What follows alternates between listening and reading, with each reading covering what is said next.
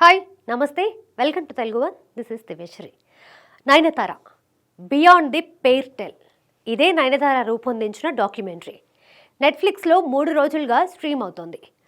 తాను సినిమా రంగానికి ఎలా వచ్చింది, ఏ సినిమాలు తనకు పేరు తెచ్చాయి, తను స్టార్ హీరోయిన్ ఎలా కాగలిగింది వంటి అంశాలతో విఘ్నేష్తో తన ప్రేమ వ్యవహారం, అది పెళ్లికి ఎలా దారితీసింది వంటి విషయాలను ఈ డాక్యుమెంటరీలో ప్రస్తావించింది.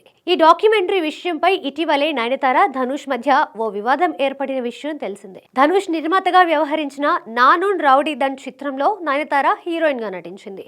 ఈ సినిమాను విఘ్నేష్ శివన్ డైరెక్ట్ చేశారు. ఈ సినిమా షూటింగ్ సమయంలోనే విఘ్నేష్ నయనతార మధ్య ప్రేమ చిగురించి అది పెళ్లికి దారితీసింది.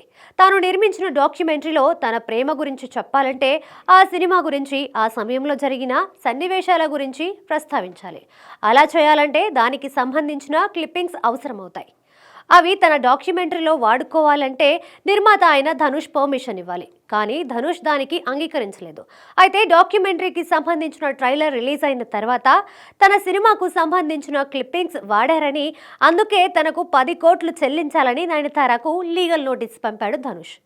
3 సెకండ్ల క్లిప్పింగ్ వాడినందుకు 10 కోట్లు కట్టాలని ధనుష్ నోటీస్ పంపాడని నయనతార సీరియస్ అయింది. అయితే డాక్యుమెంటరీలో ఆ సినిమాకి సంబంధించి 25 సెకండ్ల క్లిప్పింగ్స్ వాడినట్లు తెలుస్తోంది.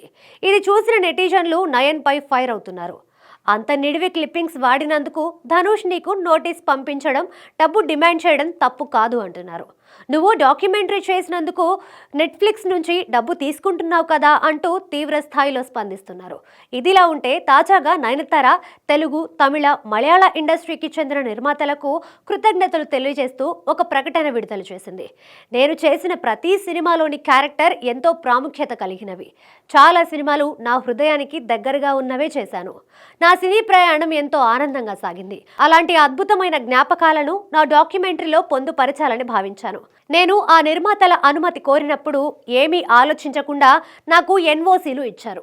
నేను అడిగిన వెంటనే ఏమాత్రం ఆలస్యం చేయకుండా ఎన్ఓసీలు ఇచ్చిన నిర్మాతలందరికీ హృదయపూర్వక ధన్యవాదాలు తెలియజేస్తున్నాను అన్నారు. ఈ లెటర్ విడుదల చేయడం వెనుక చాలా కారణాలు ఉన్నట్టుగా తెలుస్తోంది. తాను పొందుపరిచిన డాక్యుమెంటరీ చాలా నాసిరకంగా ఉందని కాలీవుడ్లో విమర్శలు ఎదురవుతున్నాయి. ఇప్పుడు దానికి పబ్లిసిటీ ఇచ్చేందుకు కొత్తగా తన నిర్మాతలు అంటూ అందరికీ లెటర్స్ పంపించింది అంటున్నారు. తమిళ్, మలయాళ ఇండస్ట్రీలో తనతో సినిమాలు నిర్మించిన నిర్మాతలతో పాటు తెలుగు సినిమా ఇండస్ట్రీకి సంబంధించిన కొణిదెల ప్రొడక్షన్ కంపెనీకి చెందిన చిరంజీవి, పవన్ కళ్యాణ్, రామ్ చరణ్లకు, కామాక్షి పిక్చర్స్కి చెందిన డి శివప్రసాద్ రెడ్డికి, సాయిబాబా మూవీస్కి చెందిన యలమంచిలి సాయిబాబాలకు కృతజ్ఞతలు తెలియజేశారు. వాస్తవానికి నయనతార నిర్మాతల శ్రేయస్సును ఎప్పుడూ కోరుకోలేదని, ఆమెతో సినిమాలు చేసిన నిర్మాతలు కొందరు అంటున్నారు. తాను ఏ సినిమా చేసినా షూటింగ్ వరకే పరిమితం అయ్యేదని, ఆ సినిమాకి సంబంధించిన ఇంటర్వ్యూలకు, ప్రెస్ మీట్స్కు, ఫంక్షన్స్కు కూడా హాజరయ్యేది కాదని, అవన్నీ మర్చిపోయి తన అవసరం కోసం ఇలా అందరినీ పొగుడుతూ లెటర్ పోస్ట్ చేసింది అని అందరూ విమర్శిస్తున్నారు. నిర్మాతలను అన్ని ఇబ్బందులకు గురి చేసిన నయనతార ఇప్పుడు వారికి థ్యాంక్స్ చెబుతూ లెటర్ పోస్ట్ చేయడం చూసి ముక్కున వేలేసుకుంటున్నారు నెటిజన్లు. నిర్మాతలను ఉద్దేశించి ఈ లెటర్ పోస్ట్ చేయడం వెనుక మరో కారణం కూడా ఉందని కాలీవుడ్లో చెప్పుకుంటున్నారు. తనతో సినిమాలు చేసిన నిర్మాతలందరి పేర్లు ప్రస్తావించి ధనుష్ పేరును మాత్రం ఎక్కడా ప్రస్తావించలేదు. ధనుష్ను టార్గెట్ చేసింది కాబట్టే అతని పేరును పక్కన పెట్టి మిగతా అందరి పేర్లను ఆ లెటర్లో పేర్కొంది. నయనతార ఇదంతా కావాలనే చేస్తుందని, ఈ వివాదం మరింత పెద్దదయ్యేందుకు తన వంతు ప్రయత్నం తాను చేస్తుందని నెటిజన్లు మండిపడుతున్నారు.